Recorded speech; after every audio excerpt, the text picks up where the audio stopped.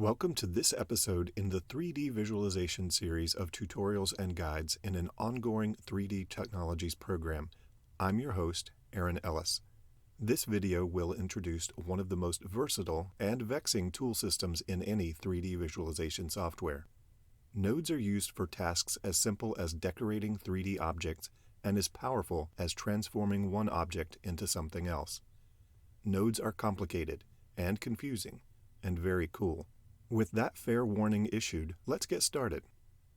Most 3D visualization programs include some type of material system to apply surface details or volume data to objects within a scene. Many of these have collections of material types like glass, metal, and glow. Within each material type is a set of context-relevant options such as index of refraction, roughness, and intensity.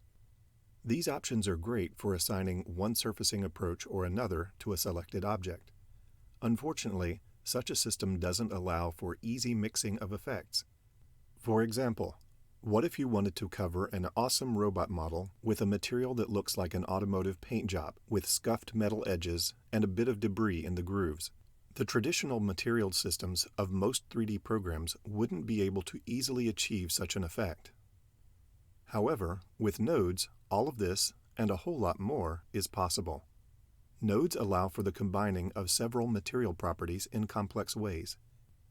It does this by approaching materials and their options not in a linear either-or fashion, but more like a flowchart or a computerized visual programming language with lots of room for nuance. Such systems are made up of various nodes, sockets, and connectors. Individual nodes can represent resources, like an object or an image, or processes, like brightening or combining. All of these can be organized in intricate ways to do mind-blowing things. If you are learning about nodes here for the very first time, all of this must surely sound confusing. However, at the simplest heart of it all is input, process, and output. A typical node input might be a simple color like FF0000, or solid bright red, or a checkerboard pattern, or alternating bands of color. A typical node process might perform brightness contrast adjustments, color swapping, or pattern transformation. And typical output options might include an object's surface details, or its fill volume, or even its structural deformation.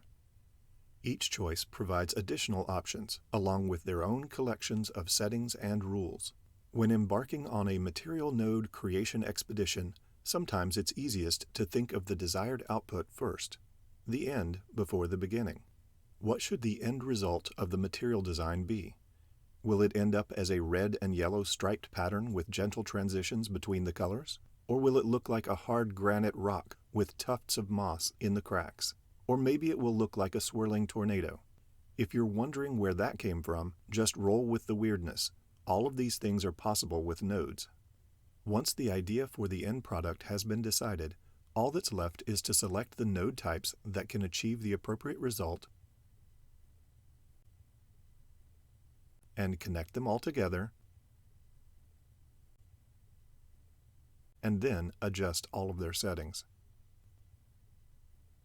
For example, if we wanted to create a material for a spherical 3D object representing a blazing star, then the type of node we would want to use might be classified as a glow material, with maybe a yellowish-orange color and a high brightness value.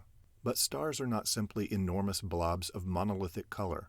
Our sun has its own light and dark patches, relatively speaking, and those colors are constantly shifting and flowing.